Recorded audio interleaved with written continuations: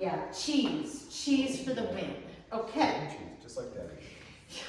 I love cheese too, it's the best.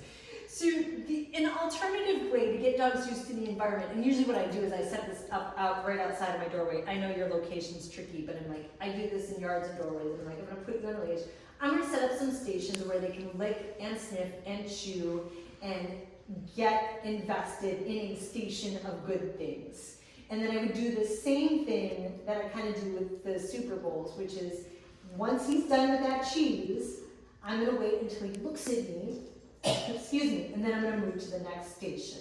And so he decided he was not going to lick the wet dog food. So many people are like, all dogs eat all the food, and I'm like, no, really they don't. And I often think that's a sign of stress, and I do think for him it is a little bit of preference and stress. It's harder to eat when you're stressed out. So in this arrangement, what I would do is I would allow him to decompress by licking, by sniffing, and then when he was done and he oriented up towards me, I would then move to the next station, allow him to lick and sniff and decompress. And then when he looked up at me, we would move together to the next station. This game specifically allows him to to decompress before he has to move again. And that's why I brought it up. I'm kind of tempted to do it with her too, because I don't think it's a bad thing to do. I know where you live, and I understand, like, you stepping out your door and being able to do this, not possible.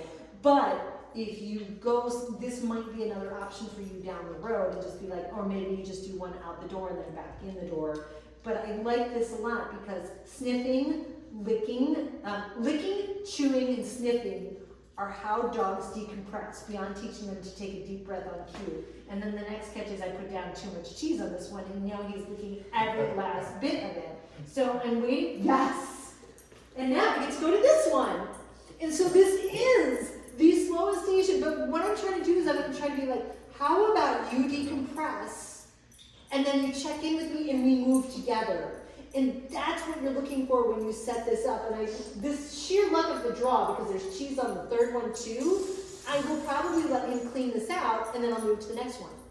Take her off leash again, do another quick round, like take 1 minute and do the give me a break. So put out, treat out, come back. Which will be easier in your neighborhood. You would just be doing 6-foot ones. Yeah. You know, putting one out when you come back, putting one out. She's a huge fan of like go get it or sniffing and getting treats in my environment. Uh-huh. So Yes. good Good job. job. Good job, buddy. Good job, buddy. And so this is the first time today I feel like I've gotten, after he's licked the cheese, he checks in with me. What's next? I know. And I'm like, thank you, friend. Spray cheese. Who knew he was a cheese whiz dude? What kind of cheese was it? We'll guess what. Cheese whiz. That was cheese whiz? That was cheese whiz and stuff that you spray through the Ritz crackers. Awesome. I really tried for the wet dog food, hoping that would be a nice tempting snack, but no, apparently not. I know a lot of dogs like the churros too. There are cat licky treats that are churros. I should get some of those for the studio and see if that's more exciting. But he likes cheese.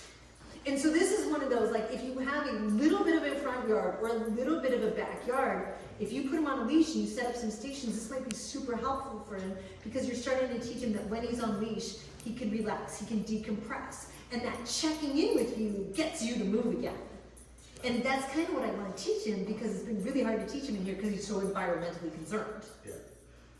And again, I still think he's a lovely dog. He's just a little bit of a strange duck. Yeah. It's the same thing in my household too. I'm like, every time I get a dog, I'm like, what special gift will you bring for me? So this has absolutely taken a long time. I have no complaints. He's not turning around and staring at Alfie anymore. He is, yep. Who knew? Who knew? And they make refillable squeezy baby pouches. Is that what you're using? Yeah. And so you spray some cheese whiz into the baby pouch and be like, if you needed to get him out of a rock and a hard spot. Put that in your pocket. It's easier to carry in your pocket. Yay! Buddy. So he looked up just a tiny bit. I didn't even ask for eye contact that time. I was going to move because I'm like,